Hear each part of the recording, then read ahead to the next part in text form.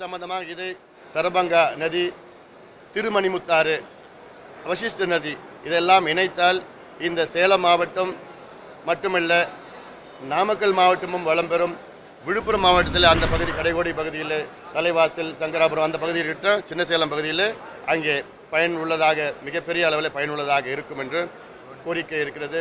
மேட்டூர் தொகுதியில் டோனி மடு திட்டம் என்று அந்த கொளத்தூர் மக்களுக்கு அந்த ஒன்றியம் முழுவதும் அங்கே குடிநீர் மட்டுமல்ல விவசாயத்திற்கு பயனுள்ளதாக கிட்டத்தட்ட 170 கிராமங்கள் அங்கே பயன்பெறுவார்கள் என்று அங்கே கோரிக்கை வைத்தார்கள். பட்டு பூங்காக்கள் வேண்டும் என்று கோரிக்கை இருக்கிறது. சிறப்பு வேளாண் பொருளாதார மண்டலம், ஸ்பெஷல் ஆக்ரோ எக்கனாமிக் ஜோன் ஆத்தூரில் பார்த்தா பாக்கு சம்பந்தமாக, சேலம், நாமக்கல் இங்கே சகுதியில் பார்த்தா மரவள்ளி சம்பந்தமாக இங்கே சிறப்பு வேளாண் பொருளாதார மண்டலங்கள் தொடங்கி அங்கே ஜவ்வரிசிக்கும் அங்கே ஸ்டார்ச் ப்ரொடியூஸ் அது பண்ணுறது, பதப்படுத்துதல், மதிப்பு கூட்டுறது, வேல்யூ அடிஷன் இது சம்பந்தமாக இங்கே பல கோரிக்கைகளை வைத்தார்கள்.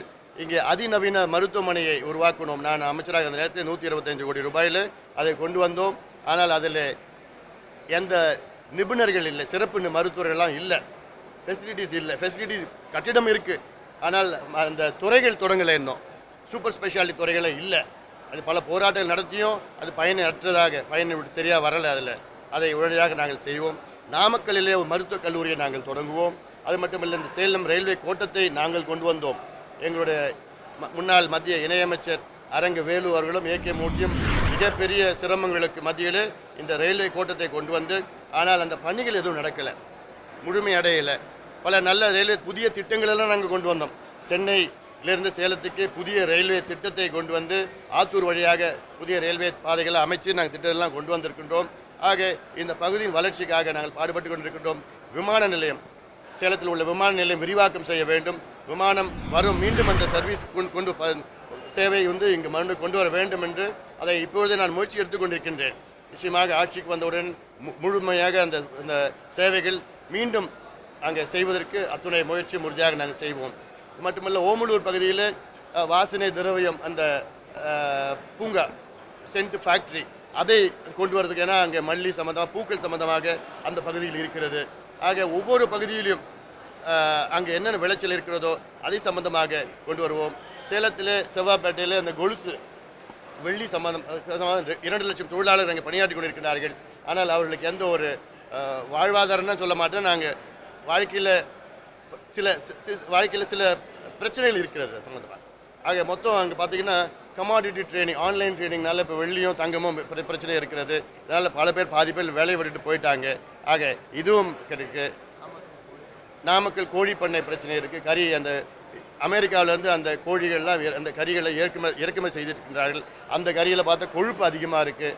மக்களுக்கு உடல்நிலை சீர்கேடுகள்லாம் வந்துட்டு இருக்கு. ஆக இதெல்லாம் விவாதித்து இந்த மக்களுடைய பிரச்சனைகளெல்லாம் விவாதித்தோம். ஏற்காடு கொல்லிமலையை சுற்றுலா தலமாக உயர்த்த வேண்டும். ஏற்காடுனாலே ஏழைகளுடைய ஊட்டின்னு சொல்லிக்கிறது. ஆனால் அங்கே ஏற்காடில் வசதிகள், அடிப்படை வசதிகள் இல்லாத அங்கே மரத்தெல்லாம் எடுத்துட்டாங்க. அந்த மோசமான சூழல் இருக்கிறது. கொல்லிமலையில் பார்த்தீங்கன்னா அங்கே மூலிகை அதிகமாக இருக்குது. அதை மூலிகை பூங்காக்கள்லாம் அங்கே தொடங்கி அங்கே நல்ல ஒரு சுற்றுலா தலம், அங்கே மக்களுக்கு நல்ல பயனுள்ளதாக அதையெல்லாம் உறுதியாக நாங்கள் கொண்டு வர திட்டமிட்டிருக்கின்றோம். ஆக இசைத்திரி அதான் சொல்லிட்டு நெசவாளர் பிரச்சனை, டெக்ஸ்டைல் பார்க் சேலத்தில் software park, textile park, special agro economic Jones இதை நாங்கள் உருவாக்கி வேலை வாய்ப்பை உருவாக்கி தொழில் வளத்தை பெருக்கி அங்கே தொழில், வேளாண் சார்ந்த தொழில், பால் சார்ந்த தொழில், அப்புறம் எடப்பாடியில் பார்த்தீங்கன்னா மீனவர்கள் இருக்கிறாங்க, உள்நாட்டு மீனவர்கள், அவர்களுக்கும் ஒரு தொழில் சம்பந்தமாக. ஆக ஒவ்வொரு பகுதியிலும் தொழிலை அதிகமாக உருவாக்கி சுயதொழில், இளைஞர்களுக்கு சுயதொழில் கொண்டு வந்து ஒட்டுமொத்த இந்த சேலம், இந்த நாமக்கல், இந்த மாவட்டங்களில் வளர்ச்சி அடைய திட்டம் நிச்சயமாக இடுவோம். இதை சம்பந்தமாக விரிவாக நாங்கள் மக்களிடம் இன்று எடுத்து வைத்தேன். அது அவங்க கட்சியினுடைய உள்கட்சியுடைய விவகாரம். அதை நாங்கள் என்ன கருத்து சொல்லுறது ஒன்றும் கிடையாது. அதான் இந்த கேள்வி நானும் கேட்டுட்டு இருக்கேன். ஒரு முதலமைச்சர் வேட்பாளரை என்னை அறிவித்தவுடன் அடுத்த நாள் உங்களை நான் சந்தித்தேன். ஊடகங்களை சந்தித்து 2 மணி நேரம் உங்களுடைய கேள்விகளுக்கு பதிலளித்தேன்.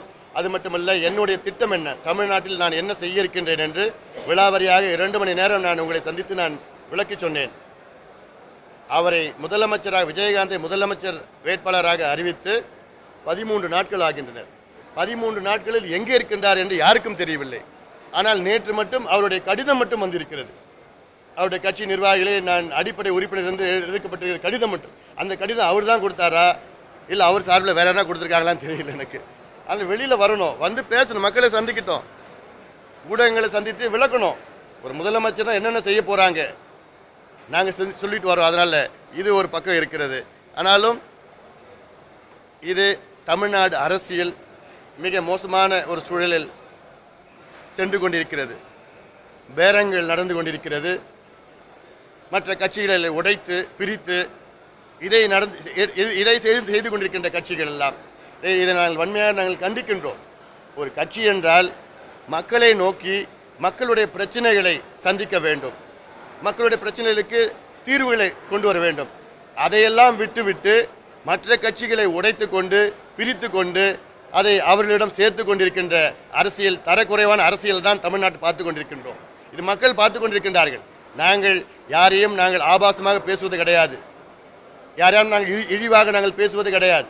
எங்களுடைய நோக்கம் மக்களை சந்தித்து இதுதான் பிரச்சனை, இதுதான் தீர்வு என்று விஞ்ஞான ரீதியிலே நாங்கள் பிரச்சனைகளையும் தீர்வுகளையும் மக்கள் மத்தியில் எடுத்து வைக்கின்றோம். நாங்கள் we are doing positive politics, progressive politics. அதனால நல்ல நாகரிகமான வளர்ச்சி அரசியலை நாங்கள் செய்து வருகின்றோம்.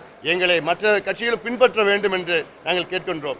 ஆக இந்த நேரத்தில் அவங்கள பிரிக்கிறது, அவங்கள உடைக்கிறது, அவங்க கிட்ட பேரம் பேசுறது, 500 கோடி 1000 கோடி இவங்க வாங்க நீங்க வாங்க இப்படியெல்லாம் பேசிட்டு மிக தரக்குறைவான அரசியல் செய்து கொண்டிருக்கின்றார்கள். இதை நிறுத்த வேண்டும். மக்களை நோக்கி அரசியல் கட்சிகள் செல்ல வேண்டும். நாங்கள் மக்களை நோக்கி சென்று கொண்டிருக்கின்றோம்.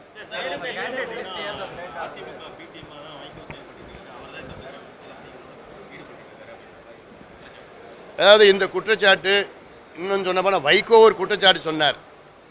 தேமுதிகவுக்கு திமுக 500 கோடி பேரம் பேசினார்கள் என்று. இது சம்பந்தமாக நாங்கள் தேர்தல் ஆணையத்திடம் நாங்கள் புகார் கொடுத்தோம். புகார் கொடுத்து ஒரு வாரம் ஆகியும் எந்த நடவடிக்கையும் இல்லை. ஆக இந்த தேர்தல் ஆணையம் வெறும் போஸ்ட் ஆஃபீஸ் தபால் நிலையமாக இருக்கக்கூடாது, செயல்படக்கூடாது. அவர்கள் நடவடிக்கை எடுக்கணும். சட்டம் இருக்கிறது. யார் யார் சம்பந்தப்பட்டிருக்கின்ற கட்சிகளோ அவர்களை அழைத்து பேச வேண்டும், பேசி விசாரணை நடத்தி அதற்கு அறிக்கையில் வெளியிட வேண்டும், நடவடிக்கை எடுக்க வேண்டும். இது நிச்சயமாக ஒரு தேர்தல் ஆணையம் கடுமையான நடவடிக்கை எடுக்க வேண்டும். இல்லையேன் இது போன்ற பேரங்கள் இன்னும் அதிகமாக தான் வரும்.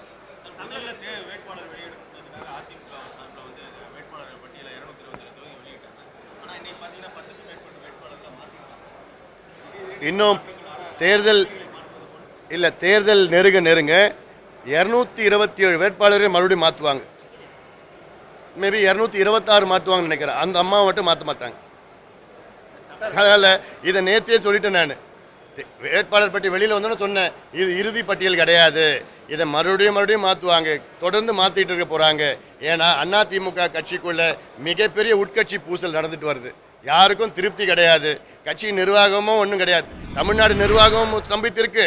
அதிமுக அந்த கட்சியும் ஒன்றும் இல்லாமல் போயிடுச்சு. ஏன்னா ஒரு சில நபருக்கு மட்டும்தான் அங்கே அதிகாரங்கள் மையங்களாக செயல்பட்டு அங்கே இருக்கின்ற தொண்டர்களுக்கு எந்த மரியாதை கிடையாது, எதுவும் இல்லாமல் அது ஒரு சூழல். மக்கள் என்னோட என்கிட்ட சொல்லிட்டு வராங்க எல்லாமே. அதனால் அந்த வகையில் பார்த்தீங்கன்னா இன்னும் அதிகமாக தான் குழப்பங்கள் போயிட்டு இருக்கு. பயமும் அதிகமாக வந்துடுச்சு அதிமுகவுக்கு. இப்போ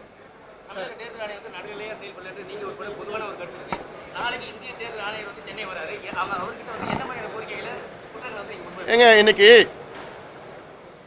பெரும்பான்மையான அதிகாரிகள் அதிமுகவை சார்ந்த அதிகாரிகள் இன்னும் முக்கிய பொறுப்பில் இருக்கின்றார்கள். அவர் இன்னும் மாற்றல. சில மாவட்ட ஆட்சியாளர்கள், இப்போ தருமபுரி எடுத்துங்களா, விவேகானந்தன் ஒருத்தர் இருக்கிறார், 2-3 வருஷமா இருக்கிறார். அவர் கிட்டத்தட்ட ஆளுங்கட்சியில் கூட மினிஸ்டர் கூட பின்னாடியே பிடிச்சிட்டு போயிட்டு இருப்பாரு. அவர் இப்போ ஆட்சியாளராக இருக்கார். இங்கே சம்பத்துன்னு இருக்கிறார். பல மாவட்டங்கள் இருக்கிறாங்க, அதிகாரிகள் இருக்கிறாங்க. இப்போ இன்னொன்று பார்த்தீங்கன்னா அரசு கேபிள் இருக்கு. அரசு கேபிளில் உடுமலை ராதாகிருஷ்ணன் ஒருத்தர் அவர் அரசு கேபிள் தலைவராக நியமனம் பண்ணியிருக்கிறாங்க. நேற்று முன்தினம் அவர் அதிமுக வேட்பாளர் பட்டியலில் அவர் பேர் இருக்கு. இன்னும் அவர் தலைவராக செயல்பட்டு இருக்கார். என்ன நியாயம் இப்போ சொல்லுங்க? இது போன்ற முக்கிய பொறுப்புகளில் அதிமுகவை சார்ந்த அதிகாரி இருக்கின்ற பட்சத்தில் தேர்தல் நடுநிலையாக நேர்மையாக இருக்க போகிறது கிடையாது. இவர்களெல்லாம் உடனடியாக நீக்க வேண்டும், மாற்ற வேண்டும், நடுநிலையான அதிகாரிகளை நியமனம் செய்ய வேண்டும். இதான் எங்களோட பல கோரிக்கைகள் வைத்திருக்கிறோம். ஆனால் இங்கே தேர்தல் ஆணையம் என்ன சொல்றாரு? சார் நாங்கள் போஸ்ட் ஆஃபீஸ் தான், எங்ககிட்ட கொடுங்க, எங்களுக்கு அதிகாரம் இல்லை, நாங்கள் டெல்லிக்கு அனுப்பிச்சி வைப்போம், டெல்லியில் சொன்னாங்கன்னா நாங்கள் நடவடிக்கை எடுப்போம். அப்படிப்பட்ட அதிகாரிகள் எங்களுக்கு வேண்டாம். தேர்தல் ஆணையம் எல்லாமே நாங்கள் தேர்தல் நடத்திடுவோம். இது சம்பந்தமாக நாங்கள் புகார் கொடுத்து தயார்படுத்திட்டு வச்சுருக்கோம். சார், பாமகவிலிருந்து போன கலையரசன் உட்பட சில பேருக்கு வந்து அதிமுக சீட் கொடுத்தாங்க. அதை பற்றி உங்களுக்கு கருத்து என்ன கருத்து இருக்குது? எங்களுக்கு கருத்து என்ன சொல்றதுக்கு இருக்குது?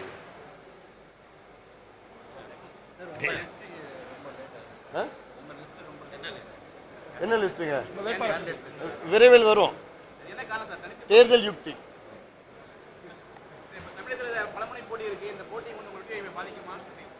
அதாவது எங்களுக்கு பலமுனை போட்டினா எங்களுக்கு மிக சாதகமான ஒரு அரசியல் சூழல்.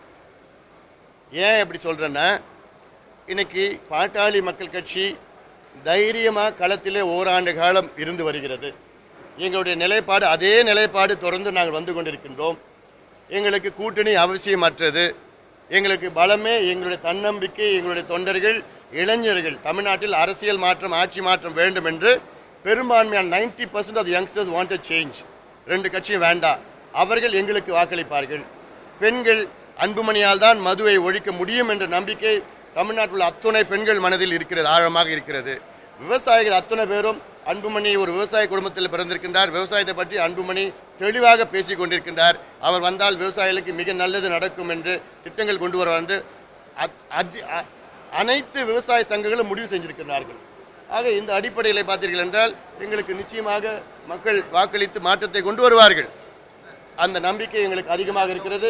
களத்திலே எங்களுக்கு அந்த போராட்டத்துல எல்லாம் மிகப்பெரிய வரவேற்பு எங்களுக்கு இருக்கு. அதாவது பொதுமக்கள் மத்தியிலே எங்களுக்கு மிகப்பெரிய வரவேற்பு. இன்னும் ஊடகத்துலலாம் எனக்கு வரவேற்பு இன்னும் இல்லை. நீ கொஞ்சம் கொடுத்துட்டீங்கன்னா பிடிச்சிடலாம், அவ்வளோதான். இல்லை, நான் சொல்லுறது பொதுவாக நான் சொல்லிட்டு வரேன்.